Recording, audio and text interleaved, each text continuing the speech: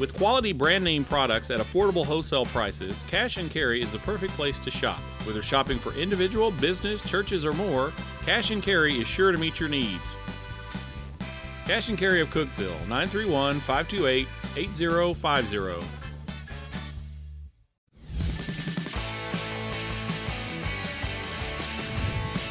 Coming back to Cookeville and here to stay. Hello, everyone, and welcome to the Marcus Satterfield Show presented by IWC Cash and Carry. You know this guy by now, Tennessee Tech head coach Marcus Satterfield. I'm your host, Dylan Vazano, and the Golden Eagles will be back in Cookeville for the next 2 weeks, including this Saturday night inside Tucker Stadium. Tennessee Tech plays host to Eastern Illinois.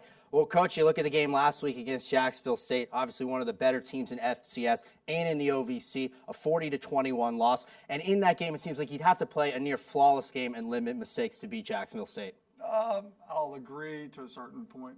When you turn the ball over 5 times and you come out and you're a little bit wide-eyed, and the mentality of our team I don't think was where it needed to be to go compete with a team like that, which falls on us as coaches. But you turn the ball over 5 times. You can't get a first down in the first quarter and a half. You fumble punts. You give them short fields. Against a team like that is a recipe to get blown out, and that's what happened. Well, you ready to take a look at these highlights? Again, yes, I am. All right, let's do it. Let's take a look at these highlights. Introducing the game highlights, and that is brought to you by Wendy's of Cookeville. So Tennessee Tech, this was their final game played outside of the state of Tennessee in the regular season. Golden Eagles going down to Jacksonville, Alabama. It's just a gorgeous Saturday afternoon. There you see the coin toss, which is won by Tennessee Tech. Golden Eagles elect to defer after a couple of 3-and-outs by both drives. We pick it up. Jacksonville State, this is their second opportunity, and Eli Jenkins on a 3rd and 9 from the Tech 21. Coach, this is a fun battle all day between Josh Barge and Malik Hall. Yeah, they've been going at it for years. You know, Barge is a great player. Malik's a great player, and to see Malik make a play like that in space was a really good sign for us moving forward anyway. Tennessee Tech would stop him, so it results in a field goal, 38 yards. It is good by Cade Sinnett, so a 3-0 advantage for Jacksonville State. On their next drive, Eli Jenkins, this is a 1st and 10 from the 43. He scampers for 19 yards, rushed for 76 in the game. And, Coach, you know he's a dynamic force with his legs as well as with his arm. Yeah, really smooth. We had guys around him the whole game, and we couldn't get a hand on him. We played Cam Newton in 2010 when I was at Chattanooga.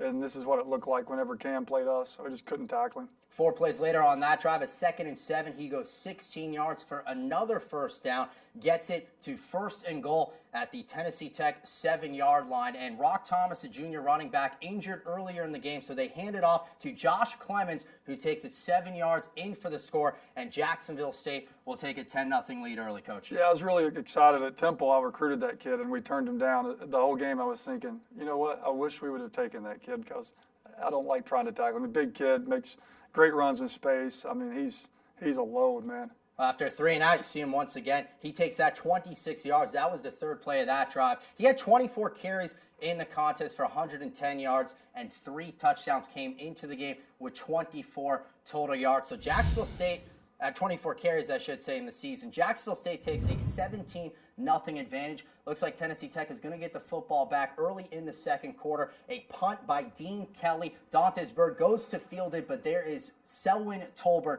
who comes away on the muff punt. So, Coach, an opportunity to get the football, but Jacksonville State now set up good field position. Yeah, and we roughed the kicker too. So it was a double negative, and then Dantes, very rarely even bobbles the ball, drops it and gives them a short field, and you give Eli and these guys a short field, they're going to make you pay. Saw with his legs. There's his arm. 7 yards for a first down. That was a 3rd and 7 from the Tech 17-yard line. And then on a 4th and goal, Jenkins turns the corner and nearly Josh Poplar, but he goes in for the touchdown. So at this stage in the football game, it's 24-0 in favor of Jacksonville State. But, Coach, you guys are able to put together a nice drive. It starts with a 3rd and 13 is where we pick it up from the 47-yard line. There's Dantes Bird. He takes it 11 yards, and now a 4th and 2 and decision time. Yeah, I mean, there was no need to punt it at this point, especially across, midfield. So we got a little special formation to try to spread the defense out and give Michael, a chance to use his size to get a first down. He did a great job. O-line did a nice job blocking.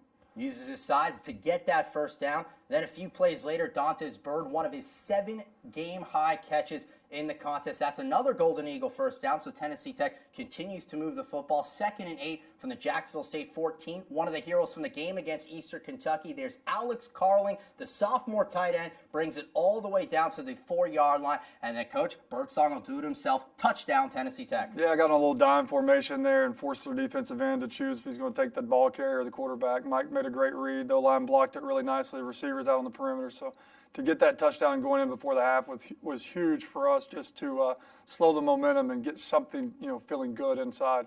You see the Nick Madonia extra point. That was a 10-play, 65-yard drive. Took 5.5 minutes off the clock. So Tennessee Tech with some momentum, down 24-7. But there is a pass from Eli Jenkins. He connects 42 yards to Krenwick Sanders. There was a penalty, pass interference against the Golden Eagles. So Jacksonville State will decline it. And then after a 2-yard Clemens run, he's at it again, takes it outside, dives at the pylon. He's in for the touchdown. Jacksonville State would miss the extra point. So at this stage, it is now a 30-7 contest in favor of JSU. Tennessee Tech, one final drive in the first half. It's Michael Birdsong. He is rolling outside, throws across, back his body, and the pass is intercepted by Marlon Bridges. So, Coach, again, another opportunity for JSU. Yep, give them another short field, and they're tough to deal with, especially whenever you give them 30-yard drives that they need to do to score. Good job here by our defense stepping up, though. Tim Collins gets 2 sacks and played great pass defense. I think we probably scared the Jacksonville State people to death twice when Eli stayed down. Had the sack on Eli Jenkins, Tim Collins. Deja vu all over again. Tim Collins, new quarterback, same result. He gets Brian Horn, and then that results in what would be a Gamecock field goal attempt. And from 33 yards, it's up, it's good. So it's a 33-7 ball game at the half. And Coach, obviously not the half that your team was looking for, but what you tell your kids in the break? You really want me to tell you? Probably not. No, I'll tell you. Our kids are unbelievable. Our kids, there were students from Jacksonville making fun of them during the game because it was 30-7. Our kids were on the sideline cheering for each other, encouraging each other, playing hard. I mean, I told them when we got in the sideline, and then when we got into the locker room, this really stinks. Like, I hate this. You hate it. And the good thing about it is we always talk about this. We're all in it together. It's just us. Nobody wants to come be on our team right now. It's just us.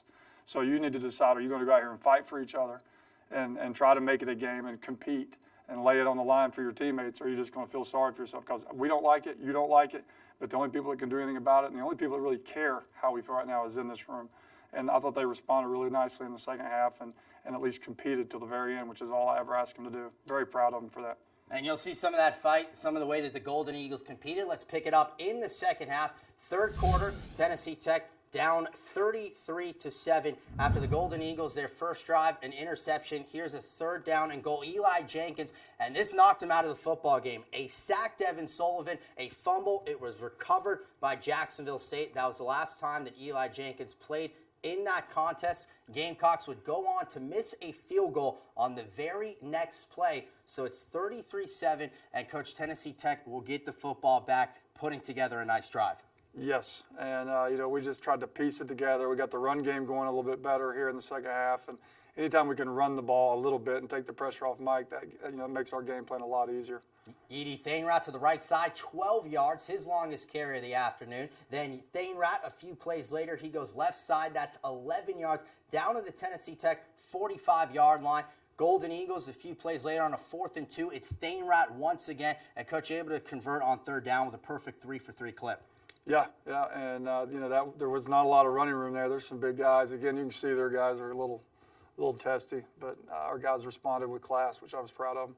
Penalty aids it down to the 30-yard line. This is a pass that goes. Dantes Bird drop perfectly in there for Michael Birdsong. That cuts it to a 33-14 game. An 8-play drive, 6 of them rushing, and like you said, established run and a very nice pitch and catch to Dantes Bird. Yeah, it was awesome. A little double move. We'd been throwing double slants in the third quarter, and we knew that field corner was going to bite on it. And then right there, you see, we had it blocked up. We got it to the unblocked guy. That safety come down, put his hat right on the ball, and popped it out from Yeedy, which, Yeedy had good ball security. That was a great play by that safety.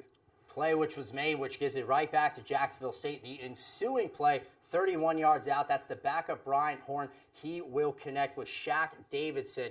And so Jacksonville State will take a 40-14 advantage into the fourth quarter. This is in the middle of a lengthy Golden Eagle drive. In fact, a 4th down and 1 from the Gamecock 31-yard line. Willpower by Michael Birdsong. Uses that big 6'5", 245 size of his to collect the first down. 3rd and 6 from the Jacksonville State 15-yard line. We've seen it with his legs. We see it with his arms. It's Josh Cunningham. Another first down. Tennessee Tech on this drive had 4 3rd or 4th down conversions. 3rd and goal. Here is the last one from the 1-yard line. Birdsong, initial attempt, doesn't look like it. Second try, it's in. Touchdown, Tennessee Tech. Joel Forster right there makes the play. The offensive lineman pulling around, actually grabbed him by the waist and pulled him across the goal line, which that was pretty neat to see. We made a big deal of that, just the fanatical effort he had in the team meeting yesterday. And that made it 40-21, which was the eventual final after this Nick Madonia extra point. That was a nice drive, though. 14 plays, 58 yards, took nearly 7 minutes off the clock. Yeah, again, just to sustain a drive and convert on some 4th downs and a couple 3rd downs was, going into the weekend here that we have coming up, gives us some confidence.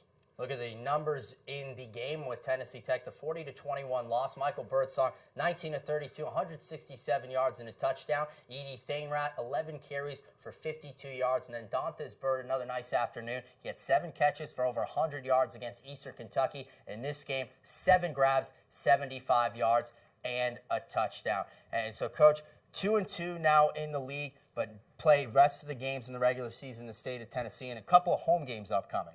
Yeah, we're excited about the rest of the schedule. And, I told our guys the other day, the moral victories have to end, as you can probably tell by my mood right now. Like, I'm proud of them. They played hard. They didn't execute. We didn't coach them well enough to execute. So the moral victory stuff's over. I expect them to win every game from here on out. And, if they don't, then it's not going to be fun. It's not going to be, hey, good job, way to play hard and cheer for each other. It's time to win games. And there's not a game left on our schedule other than the Tennessee game that we're going to be either picked or an underdog by 2 or 3 points. And so I expect to go out there and win every game, and hopefully they do too. Tennessee Tech game against Jacksonville State was one of 4 in Saturday's slate. So let's check out what else happened. Introducing the OVC scoreboard and standings. That is brought to you by the OVC Digital Network. One of the 3 contests was an all-Tennessee State battle. Austin Peay, UT Martin, 45-31 winner for the Skyhawks, as they actually had a 35-point lead early in the fourth quarter, had their highest offensive output of the season, 568 yards of total offense, including 380 through the air. Senior wide receiver Ben Axline notched the most receiving yards in the program's Division I history with 198 yards, 8 catches, and a touchdown.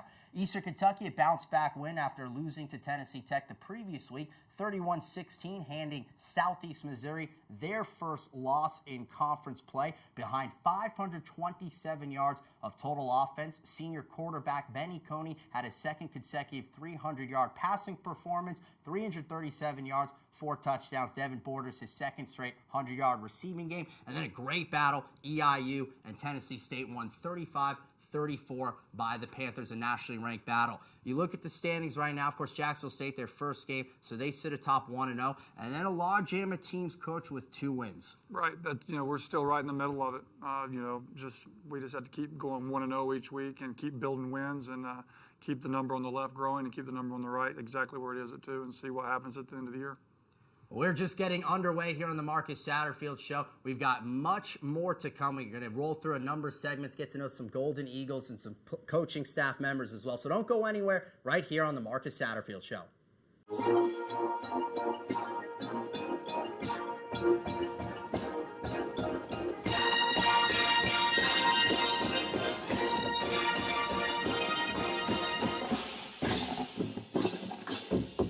Wherever, whenever, cheering for whoever. There's one place to go for free OVC sports, the OVC Digital Network.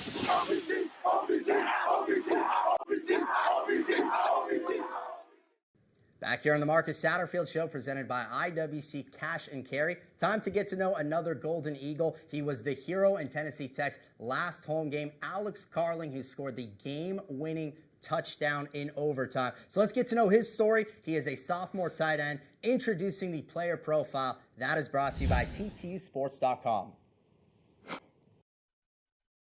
My name is Alex Carling. I'm a junior in the classroom, a redshirt sophomore, and I play tight end. I'm from Moscow, Pennsylvania, which is a small town in northeastern Pennsylvania right outside of Scranton. My family has helped me get here by just being supportive of me, of whatever I choose to do in life, not just football, but just by being 100% supportive of whatever I choose to do. It is difficult being so far away from home. I'm kind of a homebody. I like to be home with my parents and my dog. But my parents have been able to come to a couple games. They've come to 2 already, and they're coming down this weekend, so they're making a 12-hour trip 3 times so far. I first started playing football when I was a freshman in high school, and my earliest football memory is probably my first day in full pads and just not realizing how heavy pads are when I first started playing. What I like most about the game of football is just the bond that it forms that'll last forever with your teammates. This program has helped me grow tremendously just by giving me a better work ethic and just by showing me that there's always room for improvement, and whether that be in the game of football or life. The teammate I look up to most is definitely Michael Birdsong, just by the way he carries himself and comes out every single day energetic and ready to practice or ready to play a game. Personal goals is to just help the team in any way that I possibly can, and on a different level is be an all-conference player. For younger teammates and for high school athletes, I have all the confidence in the world. Don't let where you are in the depth chart or where you are in high school not deter you from achieving the goal that you want to achieve. Just have all the confidence in the world. I see the team being absolutely the best team in the conference, and I see the team just coming out every single day, ready to practice, ready to get better, and just taking it one step at a time.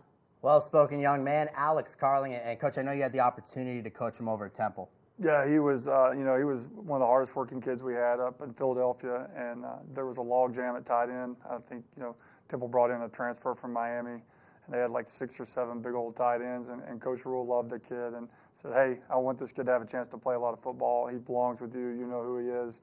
Your style of offense and everything will fit in well. So he came in, and he's been a leader, ever since he arrived on campus, even to a point where our kids, we vote on certain things during the year, voted him as a top 10% guy on our team as far as leadership and accountability. So he's going to continue to grow and help us win games. He had a great game against Eastern Kentucky, caught some more balls the other day, and I think his role will continue to grow more than just blocking.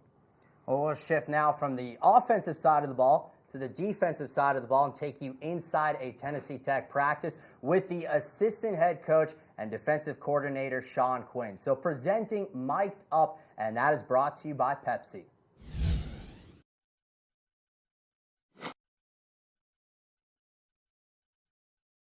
Fellas, let's go right here. Let's go bench G4, bench G4. You're at will, you're at will. 30. Get 2 one-on-ones, and get 3 and then come back. Yep. You got to get them running today. Got to get them running.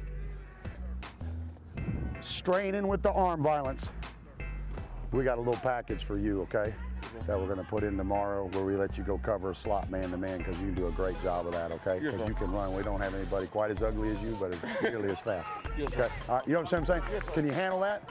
We'll put it in with you. It's only going to be a call or 2. It'd just be a way to get you on the field more. It also helps us get them off the field, win the football game. All right, yes, sir. All right. Here we go. 1D in the huddle. Pursuit. 1D in the huddle. 2's behind. 2's behind the end zone. 3's behind the end zone. Here we go. Huddle. Hey, I got him on you on the cones. Here we go. All right, here we go. Huddle. All right, let's go. Hey, let's go right here. Let's go split jet. Let's go split jet 44. Here we go. Set. Here we go. Fight it. Get the coach. Get in there. Get a break. Strain. Get everybody in there. Here we go. 2D. Now, there comes a point where you got to get your hands and don't get too much, but that's fine right there. Get your hands on. Hey, what's the split of him? I can play inside on that, okay? Here we go. Go. Run on and off the field. Yes, coach. Don't give me your frickin' palms. You understand me? Here we go. Fit it. Come on, work the hip. Back in huddle, DJ. Let's go. Can't be any let up. Got to be all on him. Who's coming? Corner is. Point who you got. Point who you have. Scoop and score. There we go. Good. That's one. Hey, that's why. Listen, this is why we practice. You got to get this out of you. All right, make the mistakes now so we're clean on Saturday. Hey, but you can't get in a funk and go in a tank on me because you messed up a couple things. Go line up and play. What's next? What's next? What's next? Coach, another high energy guy, and when he was like running the option over there, that was great. Yeah, that's Sean. I've known Sean for a long time, and we've got a lot of the same mentors coming from Tennessee. Actually, he was the offensive GA at Tennessee from '99 to 2001, and then I took his spot in 2002. And he's been some really high-profile paces from Georgia Southern, Louisiana Lafayette, LSU, recently Western Carolina as a defensive coordinator. And as soon as my name started floating around for this job, he called me and said, "I'm in. I want to be in." I was like, "You're at Western. Y'all are building something special over there. You sure you?" He's like, "What?" He goes, "We've always wanted to coach together. I'm in." And to have him on board is, his leadership. I mean, he's like another head coach on our staff. So he's going to be a head coach one day, just like most of our coaches are. And I'm just so pleased with what he's done thus far and how far along he's brought our defense. Even though statistically it may not look like it, we've come a long way. And hopefully we can keep him here for a couple more years. Well, we are now nearing the end of the Marcus Satterfield show, so we're going to take one more break. But when we come back, we'll hear from a special guest, and we will also preview Tennessee Tech's opponent this Saturday night in the form of Eastern Illinois. So don't go anywhere, right here on the Marcus Satterfield show. What are you looking for? A place to belong? A path to a career? A way to make things better? Do you wonder what opportunity looks like? Explore your answers here. Change your world at Tennessee Tech University. Visit tntech.edu/change. Back here on the Marcus Satterfield show, presented by IWC Cash and Carry. Well, it's baseball postseason. I know one of Coach's favorite times of year, so we decided to dip into our own bullpen and bring Rob SCHABERT, former Tennessee Tech Sports Information Director for over 30 years. He's going to tell you what is going on in the world of Tennessee Tech athletics. So introducing the Golden Eagle update that is brought to you by the Tech Athletics Twitter handle @TCGoldenEagles. Thank you, Dylan. Coach, let's take a look at what's going on in Tennessee Tech athletics away from the football field.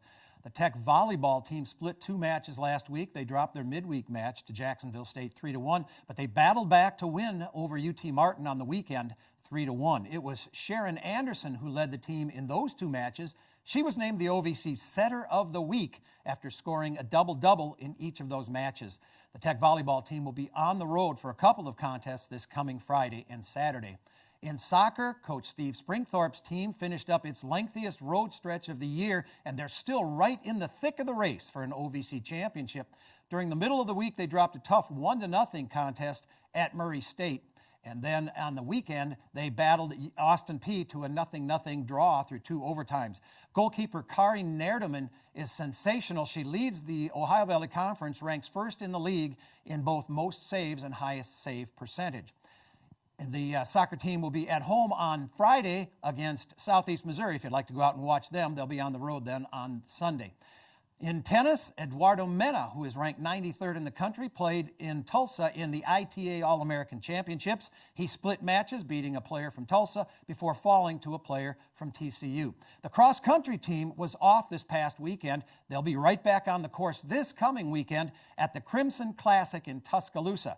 Tech has 2 of the fastest runners in the OVC this year. For the women's team, Michaela Rennick has the fastest 6K time in the OVC, and on the men's team, Gilbert Boyd has the fastest 6K time and the second fastest 8K time in the OVC. Tech's golf teams were both in action early this week. The men's team was up north at the Western Kentucky Invitational, and the women's team went south to the Southern Mississippi Tournament. Last week, the Tech women's golf team took first place in Greensboro, North Carolina, and sophomore Holly Sadler won her first medalist honors. She was named the OVC Golfer of the Week.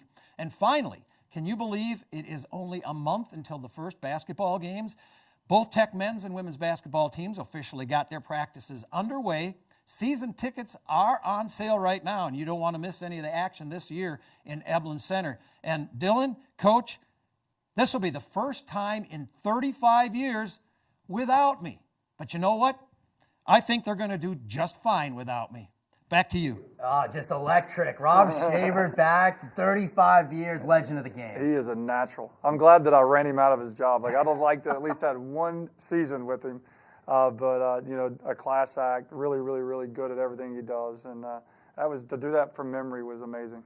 Yeah, very impressive. And my first boss here at Tennessee Tech, by the way, as well. Well, it is now time to preview Tennessee Tech's next opponent this Saturday night. Inside Tucker Stadium, the Golden Eagles will welcome in Eastern Illinois. So, introducing this week's opponent, that is brought to you by the Golden Eagle Golf Club. And Coach, you look at this Eastern Illinois team, they just had a thrilling 1-point win against Tennessee State. They've had some real nice wins this year. Yeah, I mean, you know, they got beat by Western Illinois, which is a nationally ranked team, a good program, and then they beat Miami of Ohio, which is an FBS team. And you know, I think they kind of got a little bit upset at SEMO. You know, they played well enough to win that game, had some things happen that cost them the game. But, you know, and then they put together a win last week where they didn't play perfect, but they still scored enough points to win the game against TSU, which was 4-0 going into the game. So they presented, you know, a lot of problems for us. They got great size and athleticism on defense, and on offense they're huge up front. Got a great power run game, get the ball in the perimeter with some real nice patterns and schemes. And so we're going to have to really fight and compete, you know, to stay in this game and have a chance to win it in the fourth quarter. And I think our guys are up to the task. I know we're going to coach them to be that way, and they're going to practice to be that way. I'm sure a lot of energy. You look at the game against Eastern Kentucky overtime. I'm sure a lot of excitement getting back home to Tucker Stadium. Yeah, we hope we can get a crowd there to show them, you know, how far along we've come even since the Eastern Kentucky game. And you know, the last week's game can't be a deterrent for our crowd. I mean, we need the support. We've said it multiple times. Like, it's not going to happen accidentally. We need the energy from the crowd. We need the energy from our sideline, and I think that'll rub off and be a good product for our guys on the field and have a chance to win a really good game. If we could get one like this would be huge. All right, well, of course, best of luck, and you want to do same time, same place next week, right? Yes, I will be here unless the Major League playoffs are on, and then I'll be watching. Then it'll be a tough call for Coach. Yep. Not sure where he'll be. Well, that's going to do it for our show. Here's how you can follow the game. You can watch it on WCTE. You can listen to it on 98.5 KISS FM. And, of course, you can read all about it in the Cookeville Herald-Citizen. That's 6 o'clock, Tucker Stadium against Eastern Illinois. That's going to do it. We will see you next week on the Marcus Satterfield Show.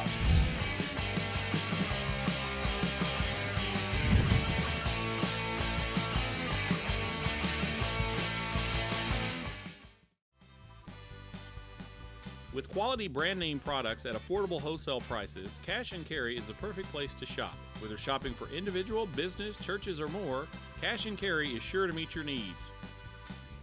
Cash and Carry of Cookeville, 931-528-8050.